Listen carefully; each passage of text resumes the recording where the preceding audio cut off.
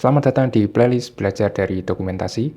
Kali ini kita akan belajar tentang HTML, yaitu sebagai struktur dasar dari sebuah website. Nah, materi di playlist ini disusun berdasarkan dokumentasi resminya, yaitu dari website MDN.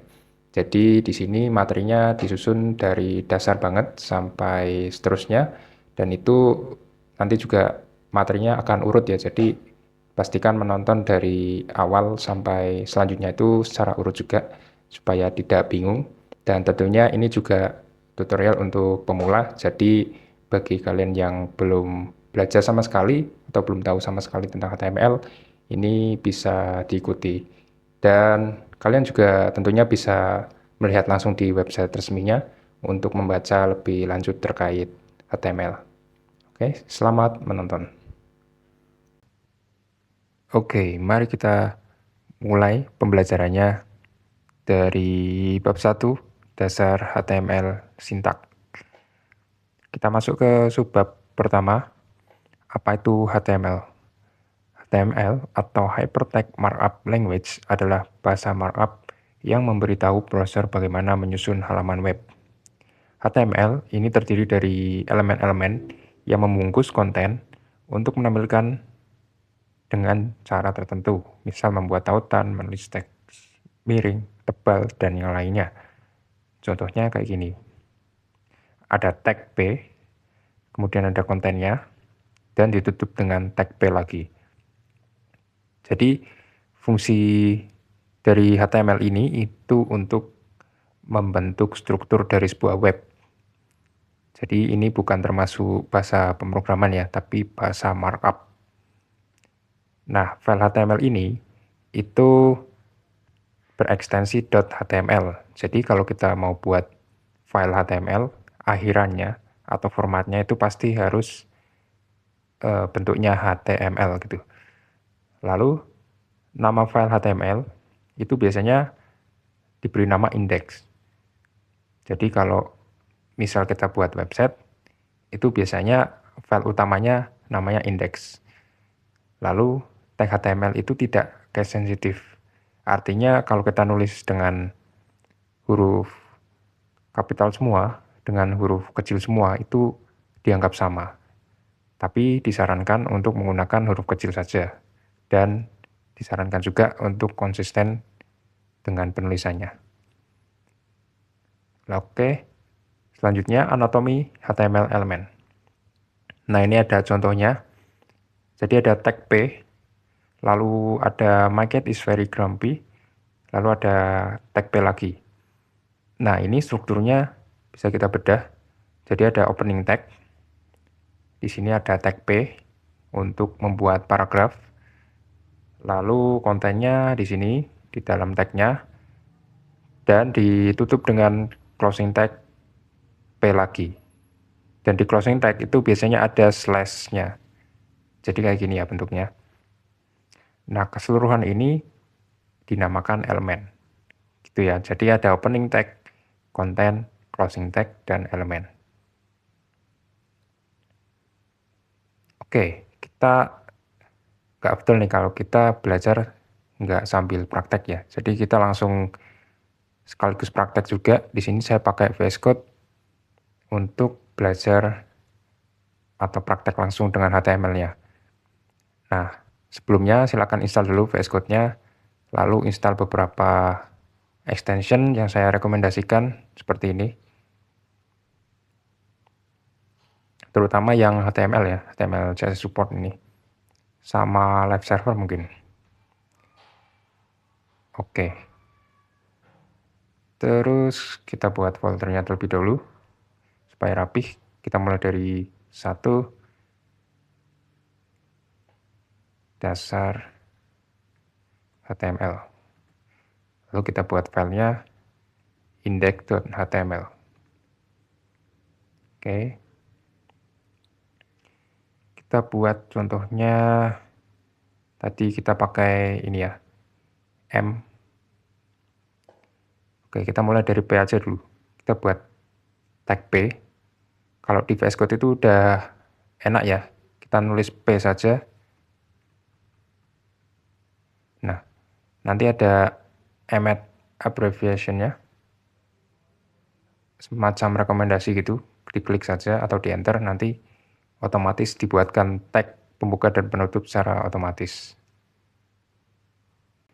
Nah, di dalam tag P ini kita bisa isi kontennya bebas. Misal ini adalah konten. Oke. Lalu kita juga bisa buat pakai EM. This is my tag. Misalkan ya. Oke, kita buka di browser. Cara mudahnya itu kita pakai extension open in browser, tapi sini saya belum install. Jadi saya install dulu. Nah, ini install.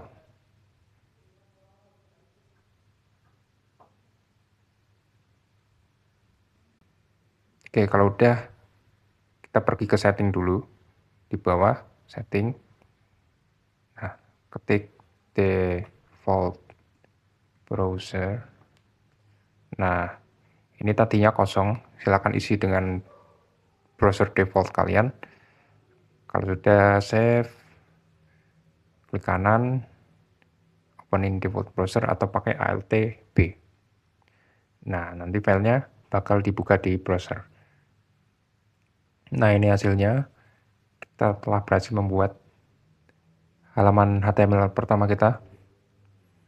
Oke, kita lanjutkan untuk nesting elemen atau elemen bersarang. Elemen dapat berada di dalam elemen lain atau disebut nesting. Kalau bahasa Indonesianya bersarang. Nah, contohnya kayak gini. Di dalam tag P ada tag strong. Ini contoh yang benar. Kalau contoh yang salah ini dia tagnya nggak benar ya posisinya. Strong harusnya di dalam tag penutup P, sebelum penutup P. Nah, kita coba misal P, apa ya, ini adalah konten aja ya. Nah, kita ingin kontennya ini kita bungkus pakai strong. Kita bisa langsung tulis strong, nanti ada bantuannya gini ya, klik enter. Nah, otomatis dibuatkan, terus kita pindah posisinya. Save, kita lihat. Nah, ini akan membuat teksnya menjadi lebih tebal ya kalau kita pakai tag strong. Nah, ini bisa di nesting elemen HTML. Lalu ada juga void element. Tidak semua elemen punya opening tag, terus ada kontennya dan closing tag. Ada juga void element yang hanya berupa satu tag. Nah, misalkan ada tag image. Kita bisa copy, kita save, kita coba lihat. Nah, ini berhasil ya menampilkan image dari tag image. Nah, tag image ini nggak punya opening sama closing tag ya. Dia cuma ada satu aja. Nah, ini sebutannya void element. Jadi ada kurung lancip gini. Apa ya istilahnya? Ya itulah.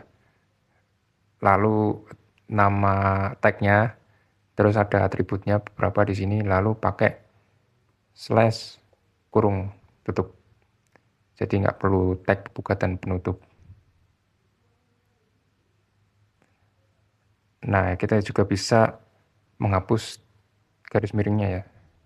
Tapi rekomendasinya itu lebih baik pakai slash di akhir penutupnya. Dan pastikan konsisten ya. Oke, selanjutnya kita bakal belajar tentang atribut. Nah, ini ada contohnya.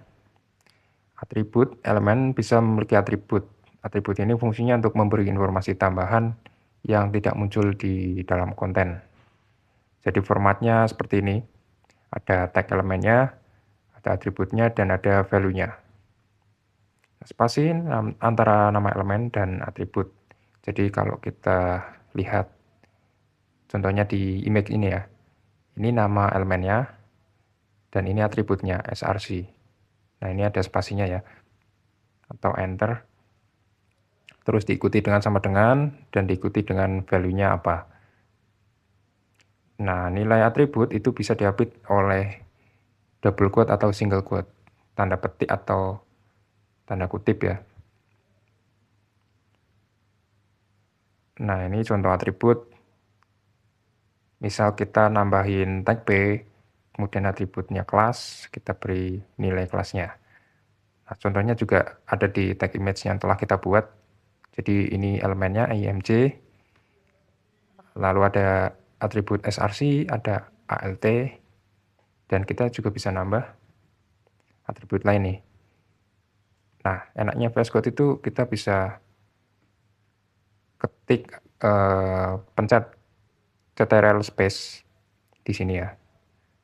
Nah, nanti muncul atribut-atribut apa aja yang tersedia di tag ini. Nah, ini ada banyak. Kita misal tambahkan lagi width untuk mengatur lebarnya. Kita bisa atur misal 20 ya. Kita save, kita buka browser. Nah, kita refresh, dia bisa mengatur lebar dari kontennya, dari atribut width. Gitu ya. Lalu ada juga boolean atribut. Nah, boolean atribut ini ditulis tanpa nilai atau dengan nilai apapun dan dianggap true jika ada. Misal kita punya tag input nih. Kita buat input. Type-nya tag. Save dulu ya. Kita lihat kayak apa hasilnya. Nah, hasilnya kayak gini. Kita bisa ngetik di sini. Terus kita bisa nambahin atribut disable. Nah, ini atributnya. Kalau di aturan di awal kan ada sama dengan ada value-nya ya. Misal kita kasih value kayak gini. Nah, ini dia nggak bisa diklik ya, karena kita beri nilai disable. Nah, ada cara singkatnya. Kalau tipenya boolean, disable ini kan tipenya boolean ya, bisa ya dan tidak gitu. Jadi kita bisa hapus nih value-nya. Nah, kita save, kita refresh. Nah, ini sama saja. Jadi lebih singkat ya untuk boolean atribut ini. Nah, tapi kalau kita hapus, itu nilainya bakal false. Jadi kita bisa ngetik lagi di sini. Gitu. Lalu selanjutnya menghilangkan tanda kutip di atribut value. Apakah boleh? Jawabannya boleh. Misal kayak gini ya. Ada tag A atau anchor. Ini untuk navigasi ke link eksternal biasanya. Atau internal juga bisa. Jadi ini ada atribut ref. Ref ini adalah target dari alamatnya. Nah, ini harusnya kan ada petik ya. Nama atribut sama dengan petik, terus isi value-nya apa. Nah, kita bisa menghilangkan tanda petiknya kayak gini. Tapi catatannya kalau dia ada spasinya itu bakal kacau sih. Misalnya kita copy yang ini. Nah, kita refresh. Nah, oke, bisa diperhatikan di sini ada teks anchor baru. Ini kalau kita klik, nah dia fungsinya jalan ya. Dia akan mengarahkan ke website mozilla.org. Tapi di bagian title, ini kan ada spasi nih. Nah, ini letak masalahnya di sini. Dia kalau saya hover atau sorot di atas elemennya, itu cuma the yang kedeteksi. Padahal di sini harusnya ada the Mozilla homepage. Dia akan kepotong ya. Nah, itu lebih baik kita menggunakan tanda kutip ya untuk nilai atribut. Lalu single vs double quotes. Kita pakainya yang mana nih? Nah, sebenarnya keduanya bisa dipakai bebas. Cuman catatannya konsisten saja ya. Kalau misal pakai single ya single terus, kalau double ya double terus gitu. Nah, yang nggak boleh itu kita nyampur nih. Misal di awal pakai double tapi di akhirnya pakai single. Nah, itu tidak bisa. Kita coba ya. Save. Nah, dia nggak muncul ya. Karena di sini juga udah langsung error nih. Misal saya konsistenin ya, pakai double dua-duanya. Nah, ini baru muncul. Nah, ini juga kita bisa menggabungkan sebenarnya antara double sama single. Kita save.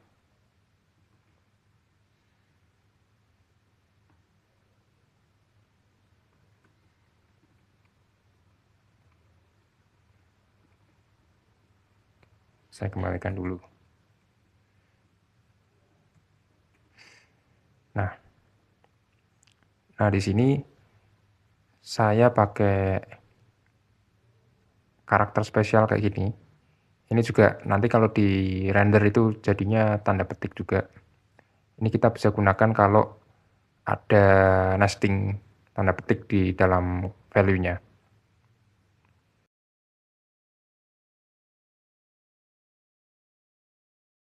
Natifnya juga kita bisa pakai single quote ya untuk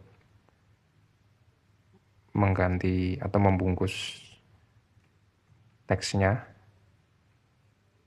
Nah, kayak gini bisa. Tapi kalau pakai double, ini pasti error. Karena di luar sudah pakai double. Nah,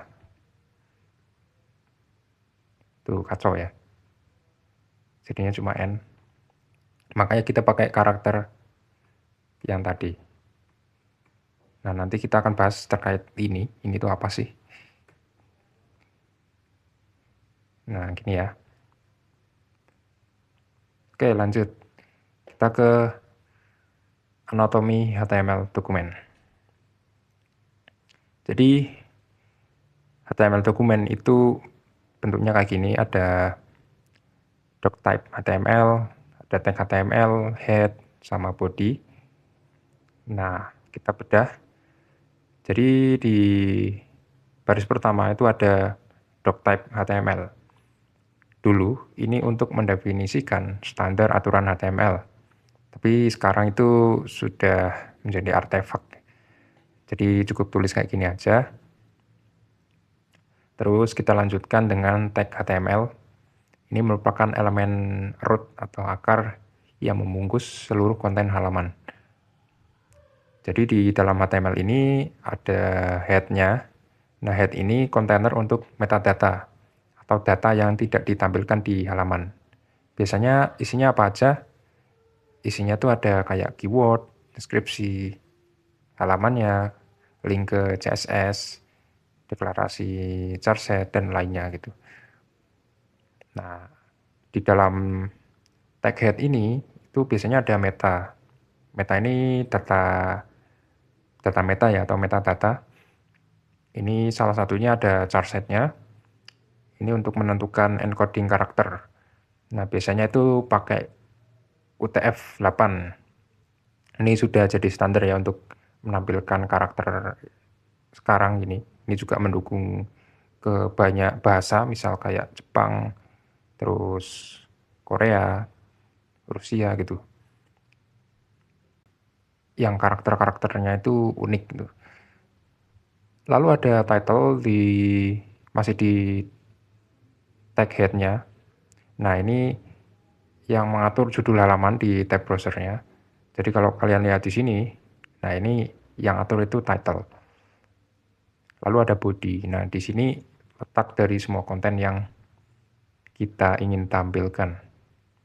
Misalnya kita copy contohnya, kita save. Nah, ini sebenarnya nggak boleh ya kalau udah ada dokumen kayak gini. Ini di atas itu harus nggak boleh di sini. Biasanya itu di dalamnya gitu. Jadi semua konten yang ingin kita tampilkan itu ada di body. Jadi kita pindahkan saja, lalu kita save. Oke, nah ini kan agak berantakan ya. Saya punya tips di sini. Kalau kalian misal udah punya atau udah install extension Prettier, nah ini kalian bisa merapikan kode secara otomatis. Caranya install dulu, lalu pergi ke setting, terus klik yang ini, open JSON settingnya. Nah nanti ada format onSave, ini kita buat true, dan default formatternya itu Prettier. Nah, kalau udah, ini bisa otomatis merapikan sendiri gitu.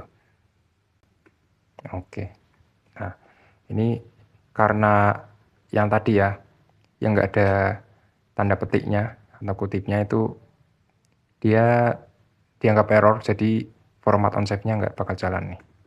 Tapi kalau udah saya hapus, dia bakal otomatis merapikan gitu. Nah ini sangat berguna banget ya. Oke, saya biarkan saja buat contoh, tapi akan saya komen. Nah nanti kita akan bahas juga terkait komentar ini. Oke, selanjutnya tadi sudah kita bedah ya struktur dari dokumennya, dokumen HTML-nya. Di sini ada doctype, HTML, head, sama body. Nah ini ada sedikit latihan, silakan bisa dipraktekkan sendiri. Silakan kalian bisa buat H1, kemudian letakkan di dalam body, kemudian buat paragraf sendiri. Lalu bisa kalian nesting dengan text strong, terus tambahkan link pakai tag A, lalu tambah gambar pakai tag img. Silakan bisa dikreasikan sesuai keinginan kalian. Oke, kita lanjutkan untuk white space dalam HTML. White space atau spasi putih atau ruang kosong ya, itu tidak berpengaruh ke tampilan. Jadi misal saya punya teks seperti ini, terus spasinya banyak. Oke, karena ini tadi ada format onSave, jadi otomatis dirapihkan ya. Oke, sementara kita matikan lagi dulu untuk pembahasan saat ini. Kita komentar. Kalau komentar pakai ctrl slash ya, atau garis miring, lalu save. Nah, kita coba kalau spasinya banyak. Nah, dia tetap dibaca satu spasi ya. Nah, ini namanya white space nih. Semacam spasi kosongnya ya. Harusnya kan cuma satu ya. Nah, meskipun banyak, itu akan dibaca tetap satu spasi. Lalu seperti enter juga, itu juga akan dibaca satu spasi. Nah, seperti ini. Nah, tujuan white space itu bisa meningkatkan keterbacaan kode. Jadi kalau misal kodenya itu satu baris saja dan banyak atau panjang, itu kan kalau dibaca agak susah ya. Jadi kita bisa buat seperti ini. Kita bisa taruh enter gitu, atau dibuat multi-line. Nah, itu tujuan white space. Tapi jika diakses lewat JavaScript, itu white space akan terbaca ya. Nah, ini mungkin kita akan lewati dulu pembahasan tentang JavaScript. Tapi intinya gitu, kalau di HTML saja itu aman, tapi kalau kita pakai JavaScript dan pakai inner HTML, ini akan terbaca. Selanjutnya adalah karakter reference atau karakter khusus dalam HTML. Nah, tadi kita udah pakai beberapa ya.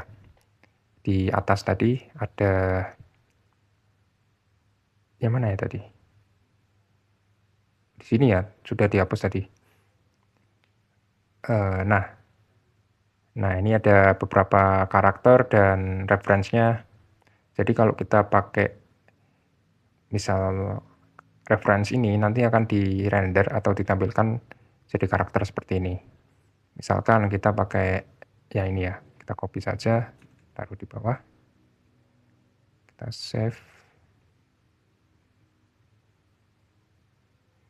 Oke, kalau sudah, kita bisa aktifkan lagi ya format on save-nya. Save, nah otomatis dirapin tuh. Kita refresh. Nah, tag P. Terus ada tanda kurungnya, kurung lancip ini. Nah, ini dihasilkan dari karakter reference ini. Ini akan di-render jadi seperti ini. Soalnya kalau kita pakai kurung langsung kayak gini, itu bakal error. Bakal dianggap tag HTML. Nah, tuh hilang ya. Jadi, solusinya kita bisa pakai karakter referensi.